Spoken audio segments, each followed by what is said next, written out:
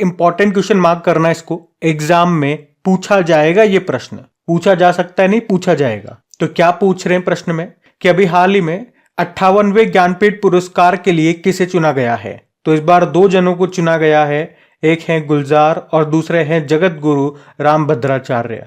तो ज्ञानपीठ पुरस्कार आप जानते हो, ये सबसे पुराना और सर्वोच्च भारतीय साहित्यिक पुरस्कार है, जो भारतीय ज्ञानपीठ के द्वारा किसी लेखक को उनके साहित्य के प्रति उत्कृष्ट योगदान के लिए दिया जाता है। अभी 2023 के लिए ये 58वां ज्ञानपीठ पुरस्कार की घोषणा कर दी गई है। इसमें 2 लोगों को इस बार चुना गया है, एक तो उर्दू के मशहूर पोएट हैं ये गुलजार, और एक संस्कृत विद्वान है जगत गुरु रामभद्राचार्य जी। तो गीतकार गुलजार की बात करें तो उन्हें 2002 में साहित्य अकादमी पुरस्कार मिल चुका है, 2004 में पद्म भूषण मिल चुका है, अभी 2013 में दादा साहब फाल्के पुरस्कार मिल चुका है। उसके अलावा और भी कई अवार्ड उन्हें मिल चुके हैं और अब मिल रहा है उनको 2023 के लिए ये 58वां ज्ञानपीठ पुरस्कार।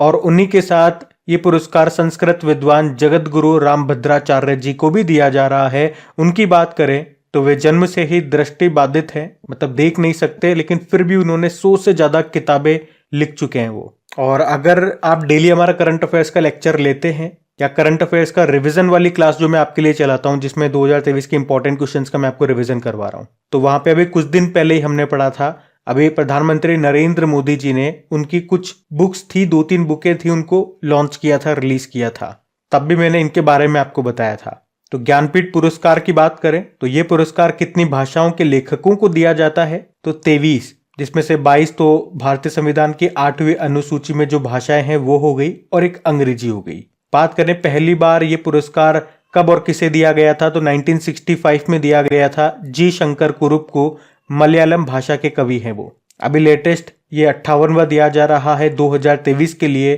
किसे, गुलजार को और रामभद्राचार्य जी को। इससे पहले 2022 में जो 57वां दिया गया था वो दामोदर मावजो को दिया गया था, और 2021 का 56वां जो दिया गया था वो नीलमणि फुकन को दिया गया था, जिनका तो आपको पता है निधन भी हो चुका है। इसमें पुरस्कार के रूप में 11 लाख रुपए की राशि दी जाती है। और एक खास बात यह भी है कि मरणोपरांत किसी को ये सम्मान, ये पुरस्कार नहीं दिया जाता।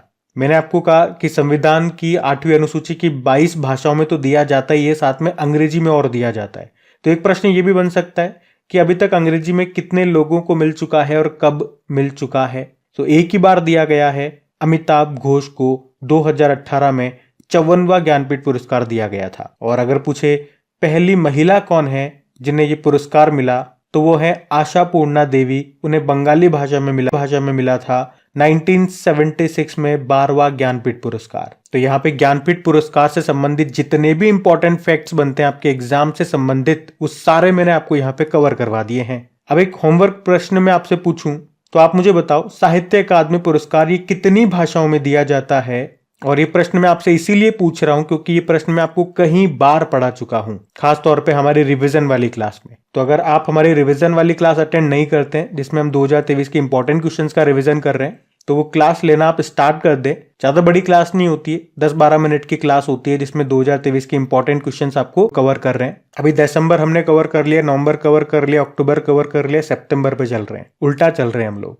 और हाँ, अभी कल ही आप ही में से स्टूडेंट ने एक मैसेज किया कि अभी जो यूपी पुलिस का पेपर हुआ था आपका, उन्होंने बताया कि अभी जो अपन ने नवंबर पढ़ा है वहीं से 4 क्वेश्चन पूछे गए हैं। अब बताओ, एक ही महीने के करंट अफेयर्स में से 4 नंबर बन गए आपके फोकट के। तो प्लेलिस्ट में जाएंगे, आपको सारे महीने के रिवीजन वाले वीडियोस मिल जाएंगे। अभी अगला प्रश्न देखते हैं।